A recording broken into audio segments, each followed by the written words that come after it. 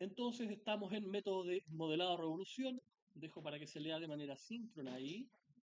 El flujo de trabajo básico para el modelado 3D, boceto, crear el sólido mediante un operador 3D, modificarlo y aplicar patrón. En este caso, como vamos a revolución, hay que crear un boceto 2D, la operación revolución, modificar 3D el sólido y aplicar patrones 3D al sólido. Iniciar boceto, ya sabemos cómo va esto.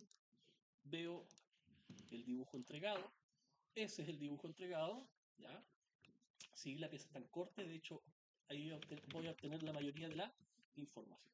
Como la pieza tiene muchas características, no la voy a hacer completa, pero sí voy a dejar la idea de cómo se hace, ¿ya?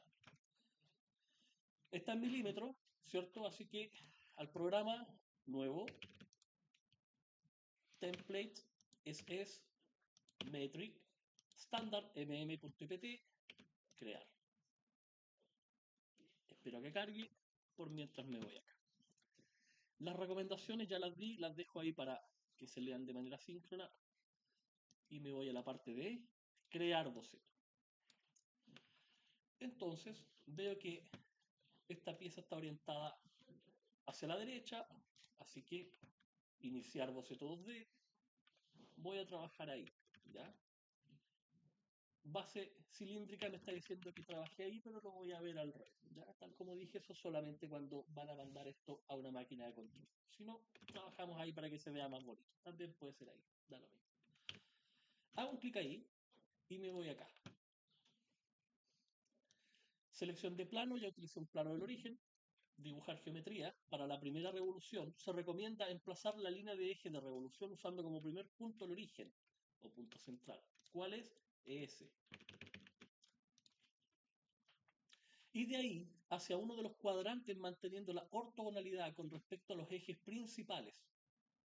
¿Cómo voy a hacer eso? Con una línea de eje para revolución. Ahí están las instrucciones, pero es más simple lo que parece. Primero veo el dibujo, ¿ya? ¿Cuánto mide en total esta pieza?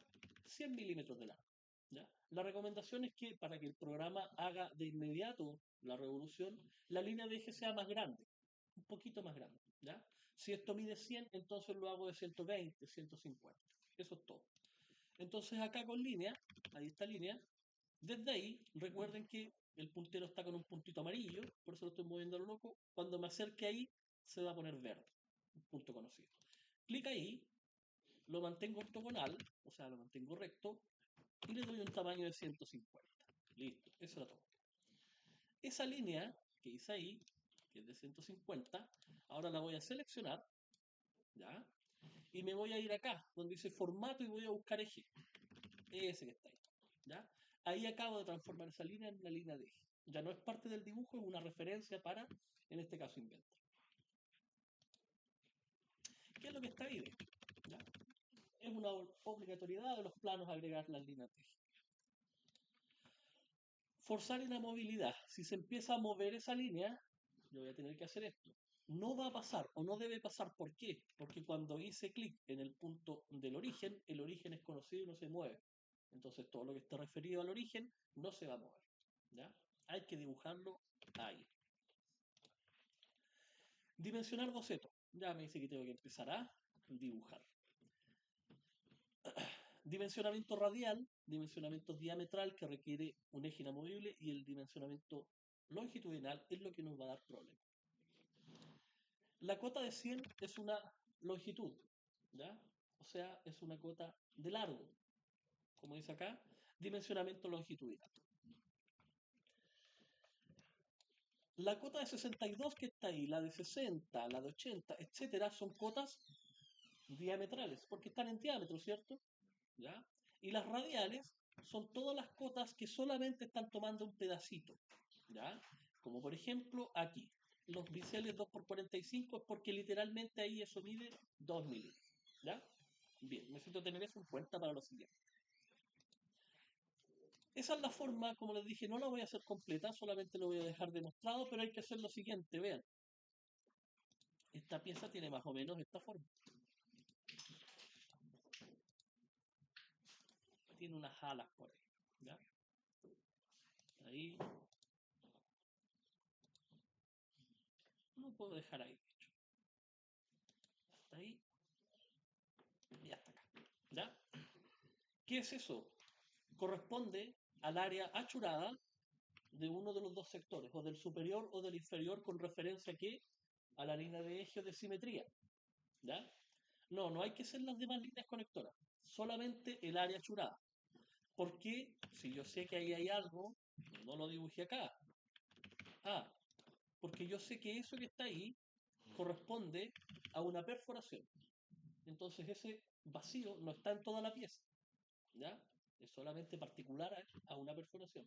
Justo cuando se hizo el corte ahí a la mitad, se vio eso y se vio eso, ¿ya? Bien, si no lo entienden, no importa. Cuando lo vean aplicado se entiende mejor. Ahora queda el mayor problema, dar las cotas, trabajar con estas cotas. ¿Cómo se hace? Bueno, las cotas de longitud son súper simples. Es lo que ya han visto. Cota y, por ejemplo, de ahí hasta ahí. El programa solito puede empezar a adaptar. Por ejemplo, decir que esto mida 100. ¿Ya? Ahí está poquito el centro. No hay ningún problema en eso. ¿Dónde están los problemas? En las cotas diametrales. Como usted tiene la mitad, o tiene solamente una parte de, en este caso el corte, necesita activar este tipo de cota. Activa la cota, hace un clic, por ejemplo, ahí, ¿ya? Para dar la cota desde ahí hasta el eje de revolución. Cuando le haga un clic al eje de revolución, se va a activar una cota que se llama diametral. ¿Ya? Le hace un clic ahí. La cota diametral ya sabe que usted tiene la mitad, entonces no tiene que dividir por 2. ¿Ya? Si el diámetro, como usted ve acá, es, por ejemplo, 50, usted acá le escribe directamente 50. ¿Ya?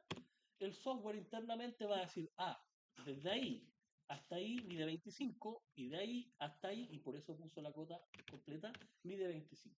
¿Ya? ¿Qué es lo que pasa? Si no entiendo bien este concepto, voy a dejar las piezas con el largo apropiado, pero las voy a dejar más anchas, exageradamente más anchas. ¿Ya? Entonces la cota diametral ya está controlando eso. Lo voy a repetir. De hecho, ahí dice diámetro. Ahí. ¿Ven? Tenemos acá. Cota. Por ejemplo, desde ahí hasta acá, hasta el eje, lo mismo, ¿ven? Se está activando la cota diametral. ¿Cuánto mide el mayor? 62. Para sea más parecido, 62. ¿Ya? ¿Dónde puedo ocupar una cota radial? Por ejemplo, aquí, para dar ese largo. ¿Ya? Vean. Para dar ese largo, ahí, de 5, ya no es diametral, es radial. Esa línea particularmente mide 5. Y cuando se dé la revolución, ¿cuánto va a ampliar el boceto? 10. ¿Ya? Ahí mide 5. Y vean ustedes que no tiene el símbolo de diámetro. Eso es todo. Bien. No hago las líneas conectoras ahí, nada. Eso era cuando hacían el plano de esta. ¿Ya? Ahora vamos a crear el modo, el sólido 3D. Restringir características con el uso de las cotas ya se hizo, no es tan difícil, ya sé lo de los colores de las líneas. Terminar boceto, ¿ya? Son piezas simples. Mientras no seleccione terminar boceto, no podrá acceder a las funciones de creación del sólido 3D, ya que el entorno se encuentra en modo 2D, ya lo sabemos. Asegúrese que el boceto establece un área cerrada independiente, no asociada al eje de revolución. En ausencia de un área cerrada, la revolución dará como resultado una superficie curva en vez de un sólido. Superficie de revolución no es lo mismo que un sólido de revolución. ¿Cómo vamos a saber que es una superficie de revolución? Porque el sólido no va a salir gris, va a salir como una hoja rojita. ¿Ya? Entonces, cuando pase eso, vamos a indicar cómo arreglar. Bien, por último, vean ustedes que por acá me dice que trate de hacer los empalmes y los chaflanes con los operadores 3D. Si yo hago un zoom, ahí hay un biselito de 2×45, ¿cierto? Pero no lo voy a hacer acá. Depende de la pieza, depende de la complejidad, el tiempo, etcétera. Si usted quiere, lo hace. ¿Ya? Ahí está empalme y ahí está chaflán. Son operadores 2D. ¿Ya? Pero lo vamos a hacer en 3D para que vayamos conociendo cómo funciona este programa. Listo. Entonces, al parecer, he cumplido lo que necesito para crear este sólido. Vamos por acá y vamos por acá. Entonces, simplemente salgo del entorno bidimensional. Terminar boceto, importante. Clic ahí, listo. ¿Ya? Eso es todo. ¿Qué tengo que hacer ahora? Crear modelo 3D mediante el operador revolución. Una revolución completamente definida se ejecutará de manera automática al seleccionar el comando de revolución. Veamos si es verdad. Revolución, sí. El programa leyó en primera instancia el área cerrada, que equivale al corte, detectó el eje, porque era más grande, solamente por eso, y lo hizo automático. ¿Ya? En el caso de que no haya un eje o que no sea fácil de detectar, o sea que sea más chiquitito, ahí va a quedar activo la solicitud de eje, va a quedar como marcadito, seleccionar eje. Entonces usted se acerca y le hace un clic a la línea de eje. ¿Ya? También va a pasar eso si la línea no tiene la característica eje, sino simplemente es una línea. ¿Ya? A aceptar.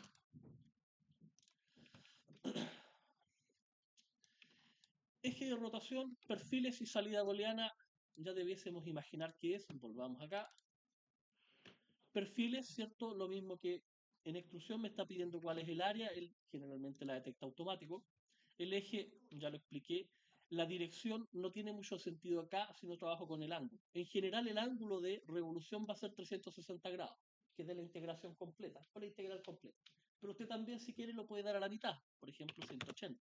Ahora, empiezan mecánicas, eso no tiene mucho sentido. Aquí estamos creando el sólido, no el plano ni la vista del sólido, para hacer un plano. ¿Ya? Entonces, en general, esto va a ser 360. ¿Tiene salida booleana? No, porque es la primera operación y por ende no tiene salida booleana. La primera siempre es de unión. Vista en corte, exactamente lo mismo. Acá sí presta mayor utilidad la visualización en corte. Me voy a ir al origen, busco un plano conveniente, por ejemplo ese, vista, media vista seccionada, y ahora puedo ver por dentro. Ahí me doy cuenta que efectivamente ahí aparecieron las líneas conectoras. ¿Por qué? Porque ahora se está mostrando en modo dibujo. ¿Ya? Cuando usted crea el sólido solamente hace el área achurada. Bien. Entonces, para mostrar más herramientas, voy a hacer ahora las perforaciones que están ahí. Vuelvo acá. Crear planos de trabajo. Cuando corresponda lo voy a dejar demostrado porque es bastante útil en este tipo de piezas. Cuando se requiere crear un boceto en un plano que no coincide con el origen y tampoco coincide con alguna cara del sólido, la herramienta plano creará planos en ubicaciones específicas y que deben ser escogidas de manera estratégica para solucionar el requerimiento. Los más comunes son desfase de plano y tangente a superficie y paralelo a plano. Esto va de lo siguiente, está bastante asociado a los chaveteros. Si yo tuviese que hacer un chavetero ahí, no puedo bocetar ahí, porque no es una superficie plana. El origen, ¿qué me ofrece? Me ofrece eso, que no es lo que necesito, me ofrece eso, que está más abajo, y me ofrece eso. Entonces acá, en plano, hay varias opciones. Desfase de plano se entiende, voy a seleccionar ese plano, desfase de plano, y le digo cuánto lo quiero corrido. Por ejemplo, 100. ¿Ya? Ya bien lo corrido. Si lo quiero para el otro lado, menos 100. ¿Ya? Pero no me sirve tampoco. Hay una herramienta que la van a utilizar bastante, por eso la vamos a dejar demostrada, que es tangente a superficie y paralelo a plano. Y el nombre se describe a sí mismo. Tangente a superficie, tangente a esa superficie y paralelo a plano. Necesito un plano de referencia. Voy a utilizar este. Es probable que todavía no lo entiendan hasta que lo vean funcionando. Selecciono ese plano, le hago un clic que se vea, me voy a cada plano, tangente a superficie y paralelo a plano, lo activo y ahora le hago un clic al manto cilíndrico. Por ejemplo ahí, arribita, clic ahí. Y ahora se hizo un boceto en esa posición, tangente ahí. Entonces ahora puedo hacer un boceto ahí y crear, por ejemplo, una ranura. ¿Ya? Ahí, extrusión, cortante y ahí aparecen las ranuras chaves. ¿Ya? Reverso porque no es parte de la pieza, era solamente porque fue coincidencia para demostrar. Modificación 3D del sólido por agujeros. Sí, esta vez tengo que hacer esto. Y además tengo la posibilidad de mostrar los patrones 3D. Modificación 3D del sólido, agujero, asiento, terminación, final de broca. Agujeros roscados y biseles y empalmes. Vamos con este que es más simple. Biseles y empalmes. ¿Esta pieza tiene por ahí un bisel? Sí. 2×45. Me voy para acá. Y activo. En modelo 3D, chaflán está ahí y empalme está ahí. El empalme es el redondito, el chaflán es el angular. Chaflán ¿De cuánto es? ¿De 2 por 45? Sí, entonces ahí donde dice distancia, le dejo el 2. ¿Hay más opciones? Claro que sí, pero este es el de por 45. Y le hago un clic ahí a la arista, eso es todo. Busco donde hay otro, debiese haber otro en el otro lado, exacto. Le hago un clic ahí, 2 por 45, aplicar, eso es todo. ¿Ya? Así funciona. Entonces si me acerco, ahí quedo. Bien. ¿Qué más quiero mostrar? Los agujeros, ya los conocemos, pero le vamos a dar un uso especial. Aquí están las instrucciones, ahí están las distancias, pero voy a hacer lo siguiente. Iniciar boceto 2D y voy a hacer un agujero ahí en el cuerpo enflanchado. Ya sabemos que para el agujero solamente necesito un punto. Al punto hay que darle distancia, cota, etc. Por ejemplo, cota desde ahí hasta ahí. Cuidado, esa cota no es diametral, es radial, quedó marcada desde el punto central hasta esa posición, entonces ahí hay que hacer la división. Por ejemplo, si fuera 160, el diámetro, 160 dividido 2. ¿Ya? Bien. Vamos a bajar un poquito más arriba. 85. Ahí, por ejemplo. Terminar boceto. Agujero, ya lo conocemos, ¿cierto? Esta vez no tiene asiento, un agujero simple. Lo vamos a dejar, por ejemplo, de 10. ¿Ya? Me voy para el lado para ver que haya perforado. Bien, a aceptar. Pero, como es un cuerpo enflanchado, como es una brida, tiene varios agujeros. La idea es utilizar las herramientas del programa, y entre ellas están los patrones 3D. El más famoso, el patrón circular. El patrón circular 3D no es igual o no es equivalente al patrón circular 2D. El 3D afecta al sólido, el 2D afecta al boceto, lo que significa que hay una característica que es el marcador de final de pieza que no va a funcionar. Para eso tengo que hacer la operación. ¿Cómo se hace? Selecciono aquí el agujero, lo selecciono, me voy acá, ¿cierto? Busco en patrón, el que está ahí, que dice patrón circular, funciona de la siguiente manera. Cuidado, con el agujero seleccionado, le doy un clic a patrón circular, y ahora el programa lo que me está pidiendo es una dirección a través de un elemento cilíndrico, ¿ya? A través de un manto cilíndrico. Entonces le hago un clic ahí, por ejemplo. Y ahí, pongo la visualización de frente, el programa ahora me está preguntando cuántas repeticiones. ¿Cuántas necesito? Por ejemplo, 8. ¿Ya? Y él hace el cálculo 360 dividido 8 y el espacial. ¿Ya? Una vez que esté listo, le doy aceptar. Y ahí aparecen todas las perforaciones. ¿Ya? Bien, ¿a qué se refiere el marcador de final de pieza, el EOP? Que por eso siempre tratamos de hacer todo con los operadores 3D. De lo siguiente, vean, voy a arrastrar eso que está ahí hasta la revolución. ¿Qué es lo que pasa? Cuando se aplica la revolución y corto hasta ahí la pieza, el programa solamente me muestra lo que hizo la primera revolución. Si corro este marcador ahora, esto más abajo, ¿qué va a aparecer? Van a aparecer los chaflanes. Si corro esto más abajo, ahora aparece el primer agujero. Y si corro esto más abajo, ahora aparecen todos los agujeros. ¿Cuál es la idea? ¿Cuál es la utilidad? ¿Cuál es la gracia? Lo que pasa es que de cierta forma está simulando cómo lo haría la máquina. ¿Ya? Primero se parte del tocho, después se mecaniza, se hace el volumen, después se hace una perforación, después se replica, etcétera, etcétera, etcétera. ¿Ya? Y eso más adelante les va a dar una utilidad especial para el trabajo. Bien, al parecer ahí ya hemos terminado la demostración.